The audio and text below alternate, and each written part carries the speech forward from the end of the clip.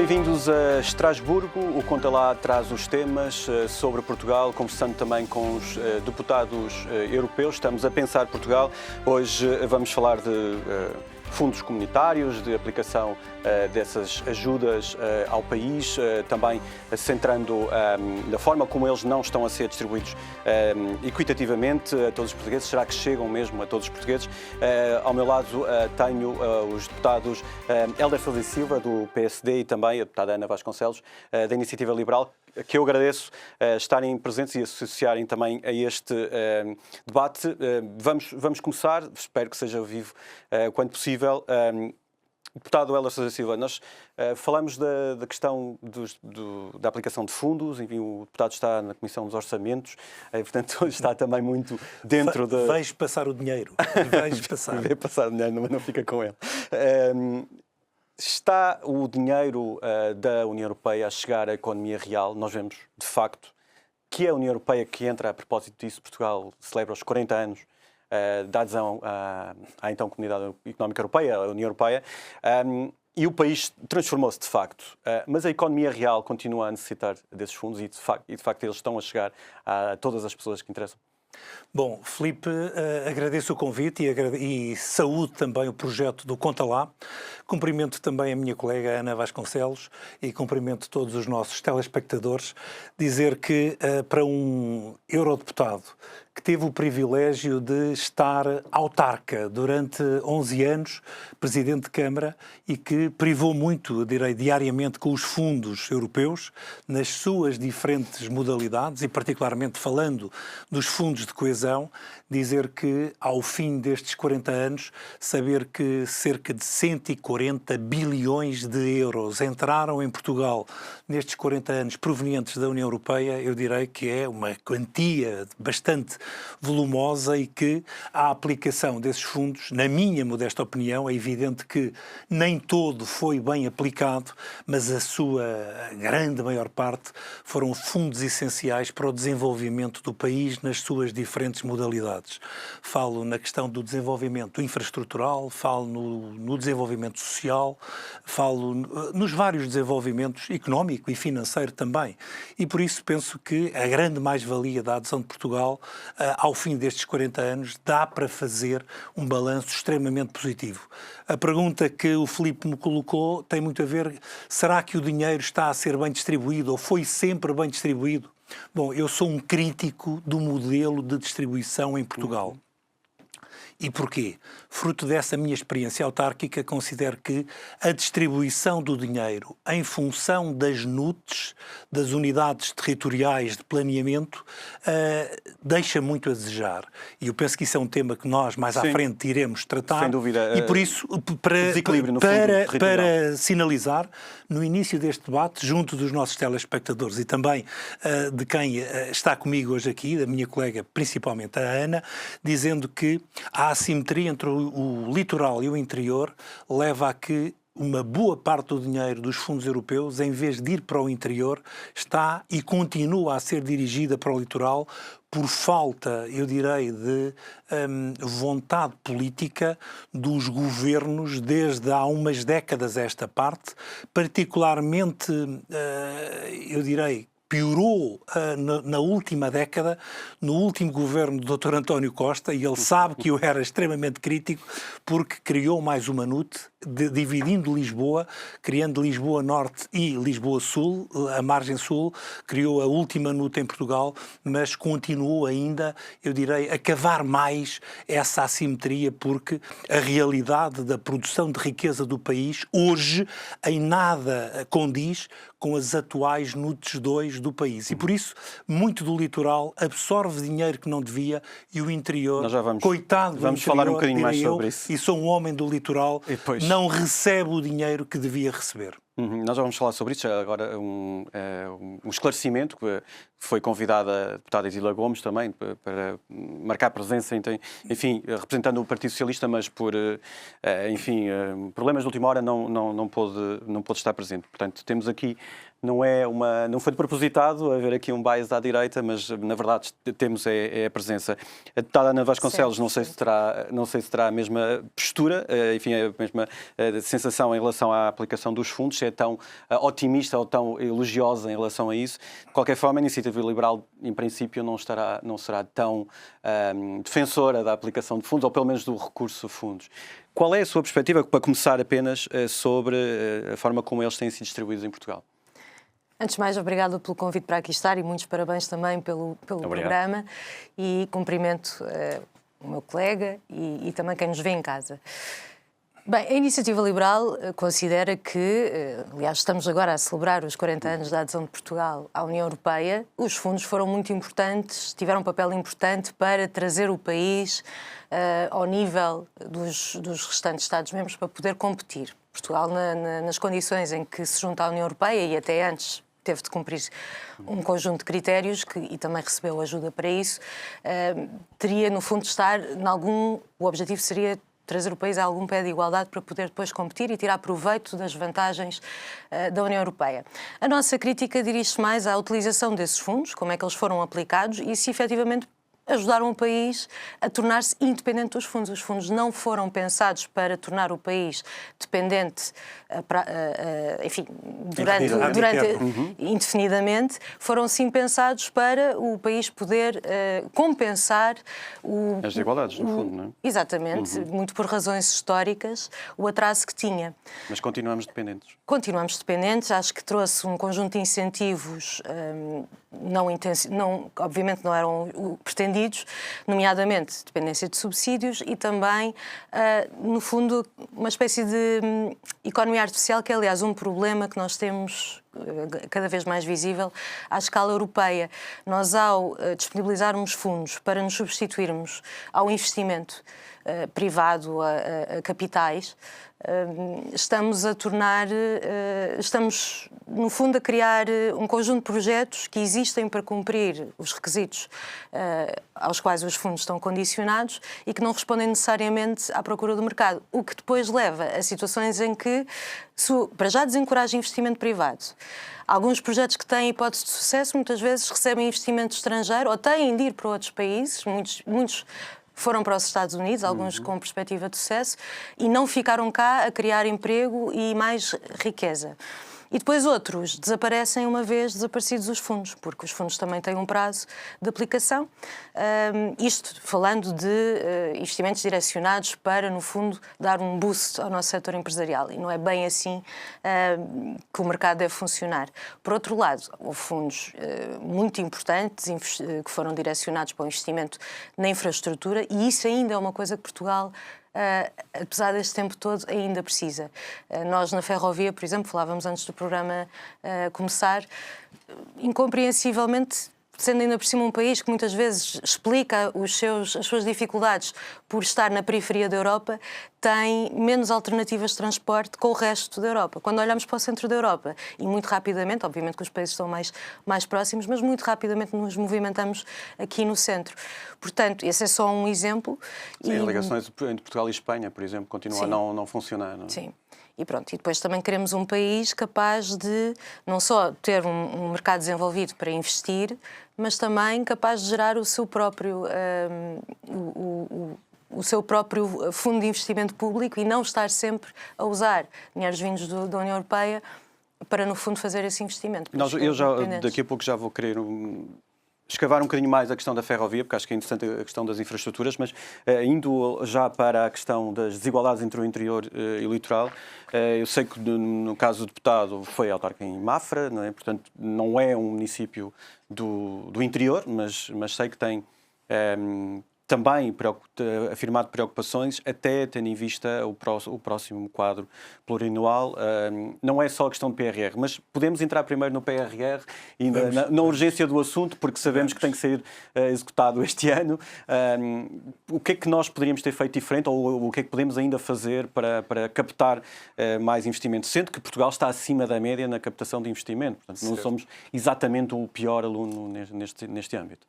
Bom, o PRR, volto novamente novamente à minha experiência de autarca, como dizia o Filipe muito bem, que é o PRR. Aqui, só não tirando o seu raciocínio, é que vem da autarca para o Parlamento Europeu e, de facto, não sei se houve aqui um choque cultural ou não. Não. Foi extremamente fácil, porque já tinha tido também o gosto de estar no Parlamento Nacional. Entre o estar vereador em Mafra e o passar a estar presidente, tive também essa experiência do Parlamento Nacional, que foi muito enriquecedora, e faltava-me esta experiência do Parlamento Europeu, mas tinha também, já agora, que me provocou, tinha o gosto de estar no Comitê das Regiões nos últimos 5 anos da autarca. E, de facto, esta experiência internacional também me aguçou o apetite quando me foi formalizado o convite, se queria vir nas listas do Parlamento Europeu. De facto, a abertura, se quisermos, também de horizontes a nível da Europa e do mundo, foi algo que me motivou bastante. E, efetivamente, este púlpito permite ter uma perspectiva diferente em relação à aplicação dos fundos, permite ver, mesmo à distância, quão importantes são os poderes locais e regionais. Se eu já tinha a noção de, enquanto autarca, que os autarcas têm a capacidade de fazer acontecer, porque conhecem os problemas e têm as ferramentas, e têm também as ferramentas financeiras e as ferramentas de recursos humanos para poderem resolver esses problemas. À distância, o que é que nós vemos? Vemos que o envolvimento desses autarcas, quer sejam regionais, quer sejam locais, continua a ser fundamental, eu direi que é a pedra de toque da aplicação, se quisermos, das políticas de nível europeu e nacional, que não podem nunca prescindir também do envolvimento dos autarcas. Voltando ao PRR, o primeiro erro, que na altura, volto novamente, trouxe aqui o Dr. António Costa como, mas ele anda aí. Como de alguma forma, mas é como Presidente do Conselho Europeu.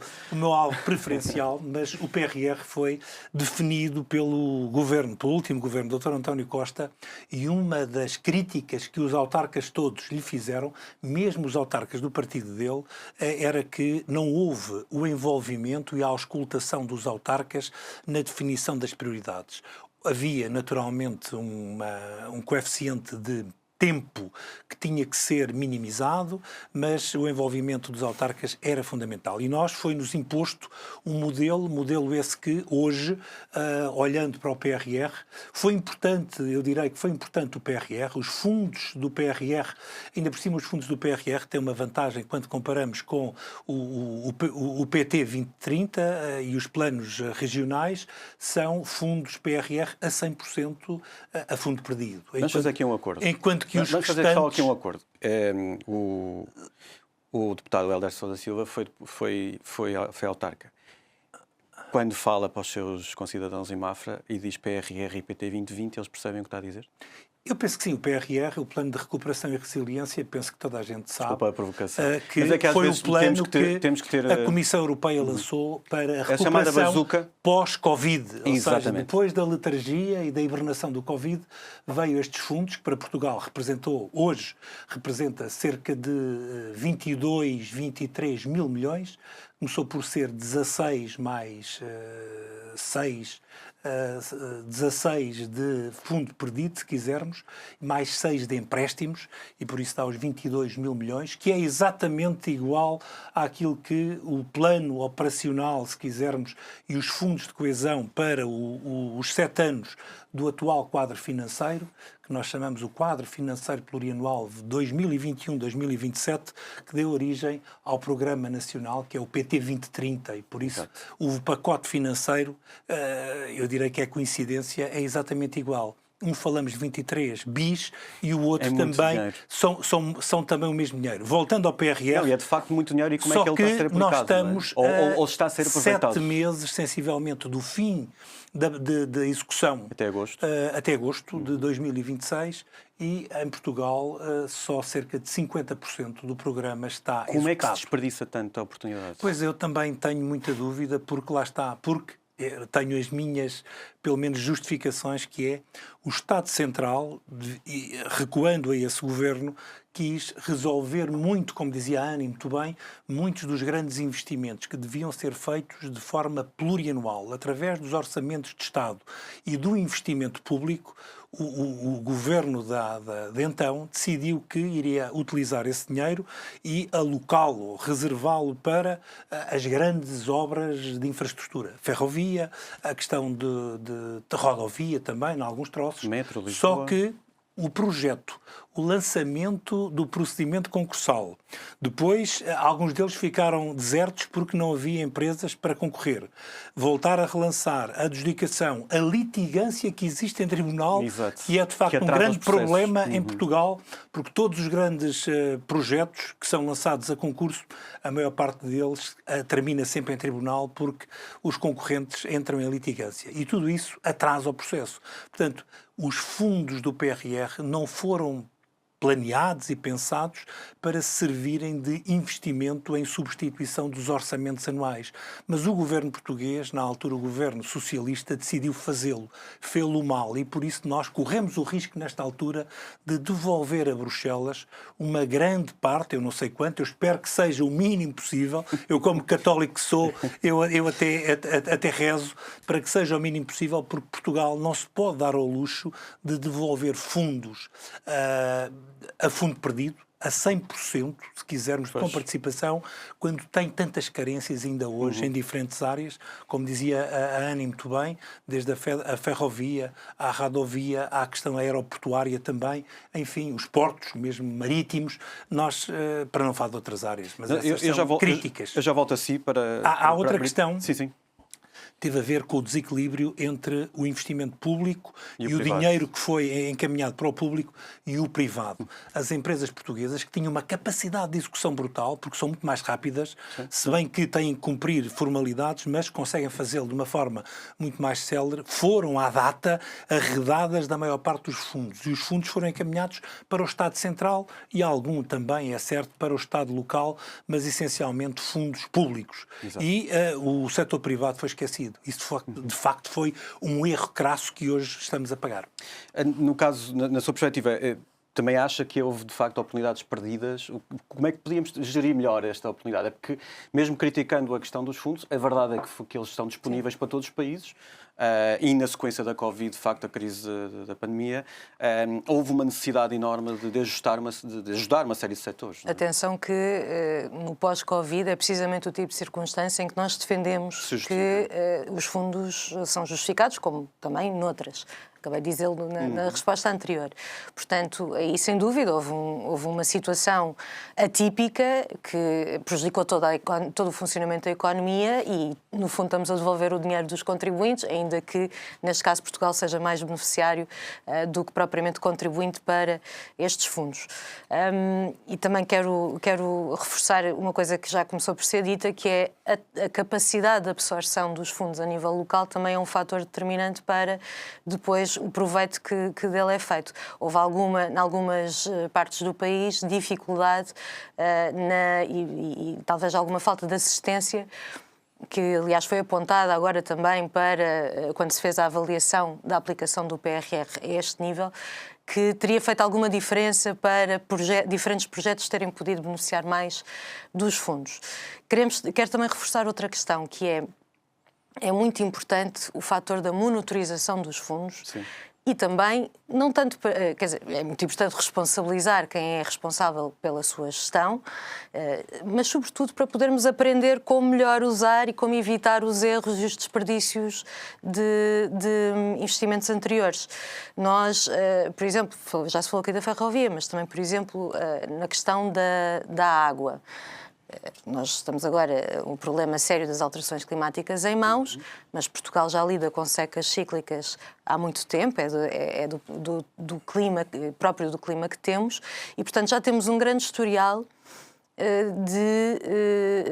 a lidar com este tipo de situação. E houve muito investimento dirigido ao sul da Europa para poder evitar perdas de água, que agora ainda é mais importante para lidar com o problema da escassez de água que enfrentamos. e é precisamente no sul da Europa que se registra mais perdas de água, comparativamente, por exemplo, a países onde a água é abundante, onde há perdas mínimas. Falo, por exemplo, da Dinamarca, que agora peço desculpa que o número não estava preparado para falar do tópico, mas acho que ronda os 6% de desperdício. Portanto, isto para dizer... Temos problemas efetivos em algumas regiões, nomeadamente no Algarve, onde é uma zona que está a sentir bastante.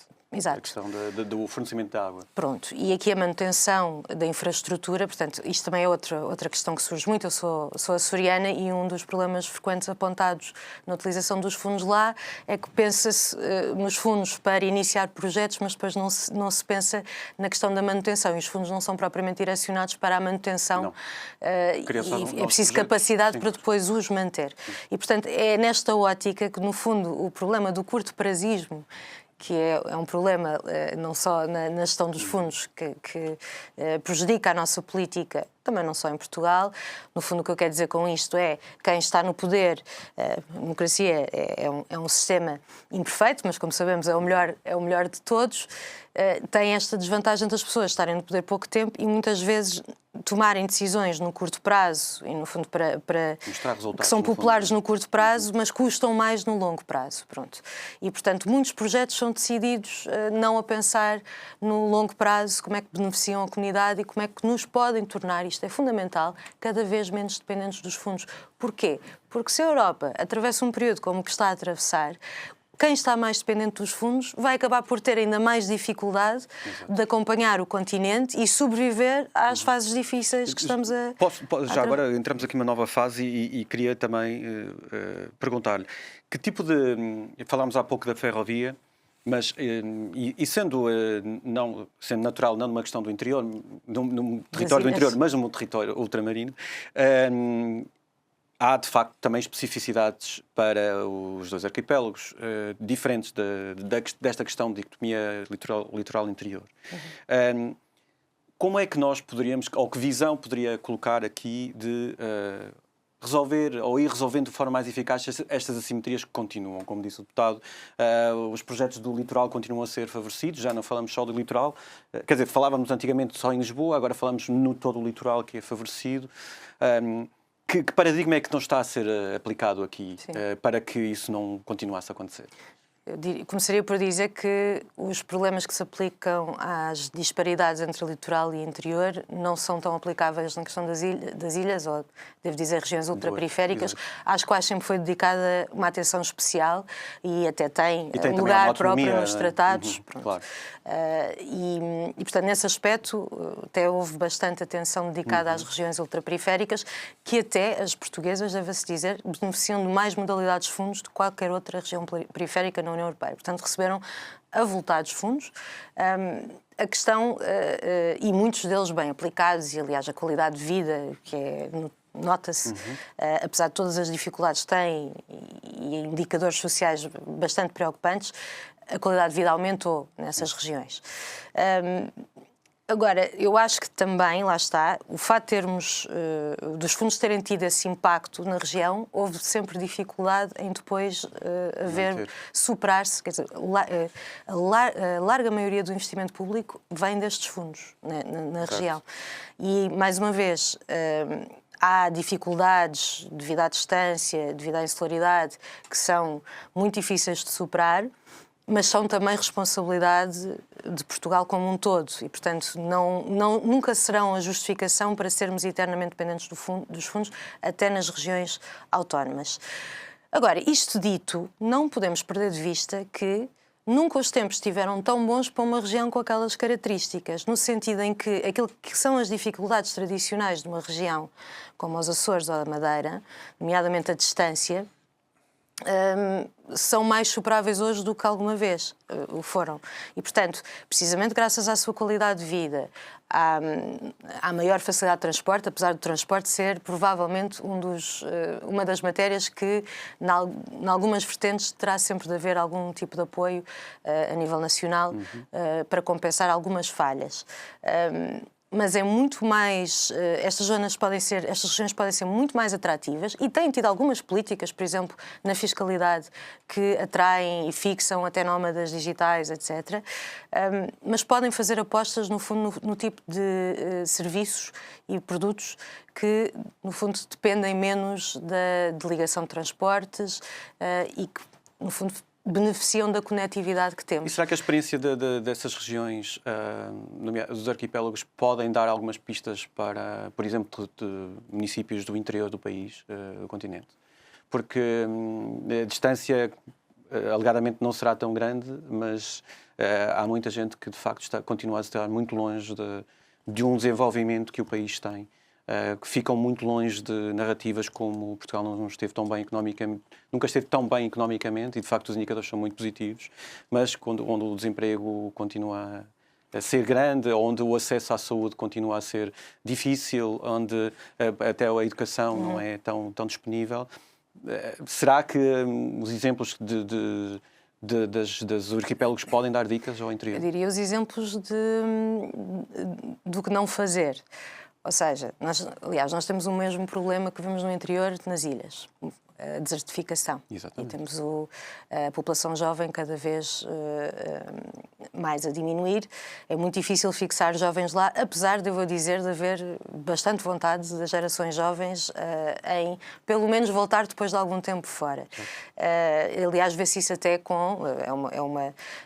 tanto os Açores como a Madeira são ponto de partida de muita imigração portuguesa e para países muito prósperos, e ainda assim a ligação é muito forte dos imigrantes que voltam e muitos que até querem lá passar a reforma. Portanto, são mesmo regiões muito apelativas pela qualidade de vida que têm e, no fundo, onde eu gostaria de ver lições aprendidas tanto para as ilhas como para o interior é como é que nós podemos atrair investimento privado, porque em última análise a arquitetura dos fundos, a utilização dos fundos deve ser pensada para tornar o investimento privado mais apelativo.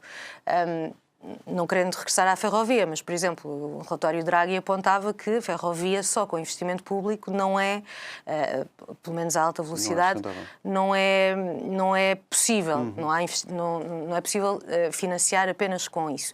E há outras garantias que também devem ser dadas. Portanto, é preciso, como é um investimento de retorno a longo prazo, é preciso criar bons incentivos para, no fundo, atrair investimento privado e essa lógica faz sentido aplicar também às regiões ultraperiféricas, também ao interior, com condições, no fundo, que têm muitas vezes a ver com a superação de complexidade administrativa, burocrática, lentidão das decisões, porque normalmente é a incerteza que dissuade investimento privado.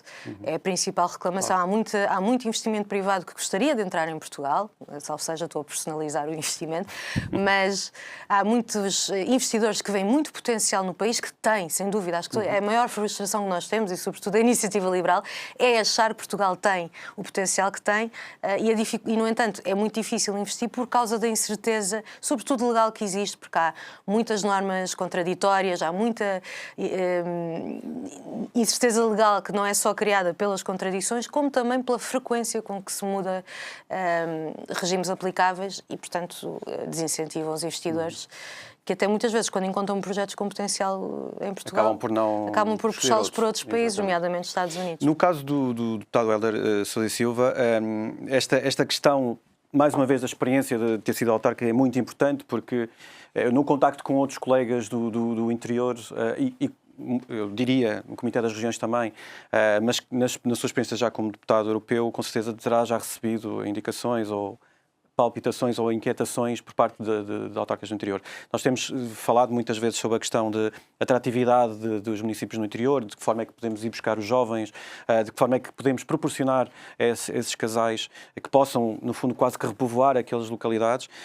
E nós sabemos que há discursos que vêm de outras frentes políticas, que, por exemplo, que não gostam que esses locais estejam a ser ocupados por imigrantes, que de facto são pessoas qualificadas que muitas vezes vêm de outros países da União Europeia e que escolhem esses locais por causa precisamente de qualidade de vida que encontram nessas localidades.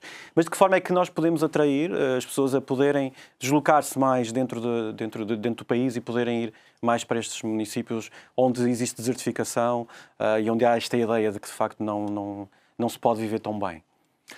Bom, eu tive a oportunidade, voltando, como dizia o Filipe, no meu tempo de autarca, de privar com muitos colegas meus do interior e via o drama que eles sentiam diariamente naquilo que era a fuga, se quisermos, de pessoas que se registavam anualmente em termos de decréscimo demográfico desses municípios.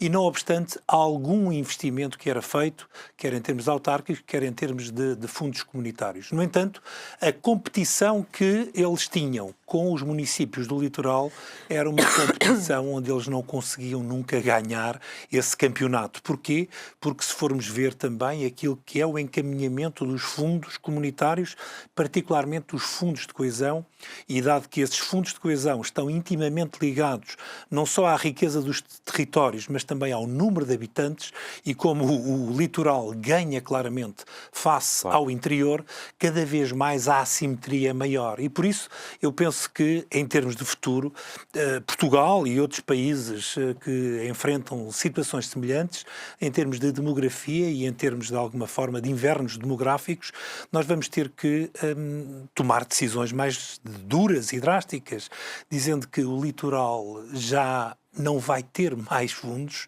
e que os fundos cada vez são menos, os fundos de coesão serão remetidos para as regiões ultraperiféricas e para o interior. Dirão alguns, bom, mas isso é uma revolução. Vai ser difícil de explicar. Não, isso é uma revolução, mas a questão é que até hoje essa decisão que tem que ser tomada, porque se de um lado temos as políticas que têm sido aplicadas não têm surtido efeito e não se pode continuar a querer ter melhores resultados quando a receita é sempre a mesma. Claro. E por isso nós temos que alterar a receita claramente, que é criar condições infraestruturais únicas no interior para a fixação de famílias. Eu penso que o termo aqui família é o elemento-chave agregador de tudo isto, que é escolas, as rodovias já existem, mas a ferrovia, criar infraestruturas desportivas, criar fixação de empresas, como dizia também a minha colega Ana, de maneira que tenham incentivos claros para se fixarem, porque os impostos que vão pagar no interior são incomensuravelmente menores do que aqueles que pagam no litoral, e haver, de facto, políticas orientadas, focadas para fixar e criar emprego. E a partir dessa altura, eu direi que o interior de Portugal é também litoral, porque nós temos... Ainda isso não está a acontecer. Porque nunca houve... Porque o diagnóstico está feito. Porque os votos estão no litoral. Os votos estão no litoral. Até uma chamada pescadinha não estava na boca. E como a ciclicidade do processo eleitoral é muito curta, são 4 anos, e os 4 anos é amanhã. Ainda assim existe uma estabilidade, porque, como dizia Ana, essa estabilidade de mandato de 4 anos acaba por ser maior estabilidade que os governos. Eu queria também partilhar consigo. Mas e também leva a decisões de curto prazo que muitas vezes são populares no momento, mas depois não ficam. Os fundos comunitários que estão em cima da mesa para o próximo quadro financeiro plurianual são 1/3 para o todo dos 27 Estados-membros, em termos de fundos de coesão, daquele que foi no último quadro comunitário. Quer dizer que nós vamos ter que deixar de contar com o dinheiro da coesão, e o pouco que vamos ter que o direcionar. Ou seja, nós não fomos capazes, por iniciativa própria, de tomar a decisão de encaminhar os fundos para onde eles são de facto necessários, mas vamos ser obrigados, eu direi uma obrigação que vem de Bruxelas e de Estrasburgo, porque não temos dinheiro, e aí vamos ter que ser obrigados a fazê-lo. Essa é a primeira coisa. Segunda coisa, eu gostava, já que esta oportunidade também, há um livro fantástico que eu tive a oportunidade de ler, que é As Causas do Atraso Português, de um investigador que é português, mas que faz a sua investigação em Londres, que é o Nuno Palma. E As Causas do Atraso Português, ele situa em 3 grandes níveis. O primeiro foi a vinda do ouro do Brasil, o segundo foi a expulsão dos jesuítas, porque levou de facto a uma queda em termos da educação em Portugal, e o terceiro, é exatamente isto hoje aqui que estamos a discutir, que é a vinda dos fundos europeus. E por isso, nós portugueses... Lidamos mal com o dinheiro. Lidamos mal com o dinheiro, eventualmente temos aproveitado mal, mas, de alguma forma, o futuro e o destino encarrega-se de dizer que estes fundos estão na sua reta final e nós, quer a parte privada, quer a parte pública, temos que saber resistir, viver, investir, planear sem fundos europeus em algumas áreas, porque eles vão mesmo deixar de acontecer. E por isso, como dizia a Ana, naturalmente eles podem ser supletivos, e eu direi quase que como um reboçado, chamemos-lhe assim, metaforicamente falando, para aqueles que melhores resultados obtêm e que constituem um estímulo para continuarem a investir e a produzir mais e melhor, e não tanto aquele modelo que tem sido um modelo, eu direi, de sobrevivência e de manutenção, porque já provamos, em muitos casos, que não nos tem conduzido a bons resultados. Nós já estamos aqui a terminar, depois vou fazer só uma última pergunta no fim, mas volto aqui, Ana, também para lançar, no fundo, escavar um bocadinho esta ideia de que o dinheiro que já veio nunca vai voltar a vir da mesma dimensão, sendo que ainda há aqui a hipótese do alargamento à Ucrânia, que ainda vai fazer com que o dinheiro seja distribuído de outra forma, e como sabemos, a Ucrânia vai precisar de muita ajuda, caso se confirme que a bandeira da Ucrânia, que está já colocada ali à entrada do Parlamento Europeu em Estrasburgo, se concretize com a entrada do país nas instituições. Não estar dependente dos fundos europeus vai ser algo que Portugal vai ter que se habituar, e de que forma é que vai viver com isso? Vou responder a isso só já agora, já que houve uma recomendação num livro, sim, claro. Vou reforçar a ideia com outro que, aliás, dois economistas que ganharam o Nobel da Economia, Acemoglu e Robinson, um livro, o nome original How Nations Fail, portanto, como é que as nações falham, e faz precisamente o argumento, e começa com, não sei se começa, mas pelo menos um grande exemplo que dá é o da Península Ibérica, porque teve o benefício, no fundo, de encontrar, durante a época dos descobrimentos, muitos recursos, ao contrário, por exemplo, dos ingleses, que quando, no caso daquilo que é hoje os Estados Unidos e Canadá, não tiveram acesso a tantos recursos fáceis e tiveram que desenvolver instituições, no fundo, que levaram, ou que incentivaram a sociedade a encontrar formas de riqueza e a desenvolver formas de riqueza. Aliás, também argumento semelhante que se vê pela Europa fora, inspirado num outro pensador mais antigo, Montesquieu, que fazia o argumento de que o sul da Europa, por facilidade de recursos, para um clima mais ameno, no fundo, desenvolveu menos práticas de criação de riqueza. Isto não é assim tão simples, porque muitas instituições importantes foram desenvolvidas... Porque o contexto histórico também é relevante de percebermos Sim. como é que chegamos até aqui. Pronto, mas é importante perceber que é possível gerar riqueza, e muitas vezes é quando há muita facilidade de acesso a recursos que se vê mais disparidade e desigualdade. Vemos o sul da América, por exemplo, e em particular o Brasil, é um país riquíssimo e, no fundo, e tem níveis de riqueza incomparáveis que não se vê em Portugal, e também tem níveis de pobreza que, felizmente, não se vê em Portugal. Respondendo à sua questão da Ucrânia, da adesão da Ucrânia... ou seja, o futuro, se a Ucrânia entrar, obviamente, de facto, para além do quadro plurianual, a sensação é de que nos próximos décadas poderemos ter acesso a muito menos recursos da União Europeia. Primeiro, não será imediato esse cenário. Portanto, nós queremos preparar o país para finalmente tornar-se menos dependente de fundos, e isso é desejável em qualquer cenário. Qualquer cenário, e a entrada da Ucrânia na União Europeia, que traz desafios, sobretudo institucionais, sobre o equilíbrio quer dizer, um país muito grande, muito populado, muito denso, portanto, isso trará novos desafios, mas a nível de fundos, que são necessários, e já agora, dos quais Portugal beneficiou imenso também na fase de cumprir os requisitos para depois poder efetivamente aderir à União Europeia, são os chamados critérios de Copenhague, que a Ucrânia também vai ter de cumprir. Não entra, não completa o processo de adesão sem os cumprir, mas isso significa que a Europa, ainda para mais, depois do sacrifício todo que a Ucrânia tem feito, em nome da sua defesa, mas também de todos nós, vai ter que ajudar a reconstruir a Ucrânia. Mas isso traz benefícios também. Há oportunidades de crescimento do nosso mercado único. Se o mercado europeu, o mercado único europeu, que o potencial já é muito maior em número de consumidores, por exemplo, que dos Estados Unidos, e alarga ainda mais se o acordo do Mercosul avançar efetivamente, que ainda parece que pode não ser desta. Esperemos que sim, mas que ficamos com a maior zona, vamos ter esse debate também, a maior zona de comércio livre, ponho entre aspas livre, porque tem bastantes condicionantes, mas já é um passo importante. O mercado único tem um potencial enorme, ficaria ainda maior. Nós ficaríamos basicamente com o maior mercado a nível mundial. Portanto, são oportunidades imensas e o que nós queremos é ter um país preparado para contribuir para esse mercado e para contribuir, no fundo, para os fundos de financiamento da União Europeia, da futura União Europeia, em vez de estar não só dependente, como preocupado se vai poder continuar a estar dependente. Porque, mais uma vez, Portugal, que já agora não é um país pequeno, é um país de dimensão média. A Holanda, que é um país de dimensão bastante menor que Portugal, eu não quero dizer nenhuma asneira, mas penso que é cerca de metade do tamanho, é mesmo um país de dimensão pequena, com muito mais população do que nós.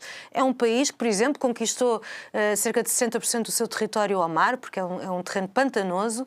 É um país que sempre apostou na inovação, que sempre encontrou naquilo que são aparentes desvantagens oportunidades. É esta a mentalidade que tem faltado a Portugal. Eu penso que, sobretudo desde os tempos da ditadura, que essa mentalidade ficou, mas Portugal já teve esta mentalidade no passado. Quando fomos confrontados com dificuldades, encontramos oportunidades, encontramos formas de fazer face aos desafios e enriquecermos a nossa sociedade. E, portanto, é preciso encarar o futuro dessa forma e levar a sério, não levar isto como um problema agora porque vamos ficar sem os fundos. Não. Sempre foi desejável virmos a depender menos dos fundos. Portanto, como é que, sabendo que não será do dia para a noite que vamos ficar sem eles, inteligentemente vamos aprender com os erros do passado e vamos, sim, tornar o país menos dependente de fundos e cada vez mais a contar com o investimento privado, que é, aliás, um desafio europeu e que está nas mãos, em parte, da nossa comissária portuguesa, que é precisamente ver se conseguimos criar, lá está, aprofundar o mercado único e encontrar forma de haver incentivos ao investimento privado, superar a aversão ao risco que a Europa tem tido, porque parte do problema que estamos a viver agora também tem a ver com o facto de dependermos demasiado tempo também do investimento nos Estados Unidos numa série de matérias, por exemplo, biotecnologia. Temos grandes farmacêuticas aqui, mas o risco do desenvolvimento de certos medicamentos, só para ter uma ideia, em cada 10 ensaios clínicos falham, isto é caríssimo, por medicamento, e esse investimento era todo feito nos Estados Unidos e depois tinha proveito para todo o mundo e, portanto, nós aproveitávamos aquilo que já se sabia que estava bem testado. É este tipo de coisa que agora a Europa tem que aprender, no fundo reaprender, porque já teve esse espírito, a Europa já foi extremamente vanguardista numa série de matérias, tem que voltar a ser. E isso vai ter grande impacto também a nível nacional, como é óbvio. Eu tenho só uma última pergunta sobre a questão da aplicação do plano plurianual. Uma ideia que vocês... Pode ser revolucionária ou não, enfim, vocês não são exatamente partidos revolucionários, assim, em teoria, pelo menos. Se calhar reformista, talvez. Reformista, sim. Mas uma ideia de que vocês gostariam de inscrever neste quadro, ou seja, como um grande investimento que pudesse acontecer. Para o próximo quadro financeiro plurianual. Bom, eu posso ir na direção também daquilo que a Ana levantou. A ferrovia, de facto, é algo que Portugal precisa de investir, mas também os portos marítimos, porque sendo Portugal um país que tem a maior costa e a maior zona económica exclusiva, a utilização que fazemos e também o retorno que temos do mar, eu direi que é muito pouco. E por isso Portugal virar-se para o mar, já há muitos anos que se fala nesse desígnio, desde os descobrimentos, onde nós tivemos de facto essa epopeia, mas depois viemos a perder a questão do mar. Mas há um terceiro que tem a ver com a juventude e a criação de emprego e a fixação de novas empresas em Portugal. Eu penso que o próximo quadro financeiro plurianual, mais do que servir para alimentar o orçamento do Estado, para despesas de investimento e, em alguns casos, para despesas correntes, porque tem sido prática nas últimas décadas que os dinheiros que vêm de Bruxelas servem também para despesas correntes, que isso termine claramente e que seja um investimento naquilo que são os privados, as empresas privadas, a criação de emprego e a fixação de jovens para que muitos daqueles que ainda hoje têm que sair de Portugal não o possam, não façam. Não saiam com tanta facilidade. Não façam porque têm condições em Portugal de se ingrar e de serem felizes. Muito bem. E no seu caso, já há uma proposta? A ferrovia, obviamente, mas acho que em matéria de inteligência artificial termos os recursos necessários, acho que Portugal tem um enorme potencial para isso, até por causa termos a maior zona económica exclusiva, portanto, muita água que é necessária também para arrefecer a infraestrutura para este fim. Não, temos condições, temos oportunidade e a Europa tem a necessidade, no fundo, de ter um setor tecnológico autónomo e seguro. Estamos a falar de cibersegurança, nós nem nuvem. Temos nuvens, mas não europeias, mas não as nuvens que nós utilizamos, no fundo, não são à escala que nós precisamos agora para termos segurança e mantém-nos dependentes de outros. Portanto, eu diria apostar na infraestrutura necessária para termos o nosso setor tecnológico capaz de competir no futuro próximo com os de outras potências. Muito bem. Muito obrigado pelas sugestões, muito obrigado pela participação. Foi, de facto, lançadas aqui pistas relevantes para os próximos tempos. Conta lá também aqui a pensar Portugal junto do Parlamento Europeu, dos deputados europeus, em Estrasburgo. Nós encontramos numa próxima oportunidade.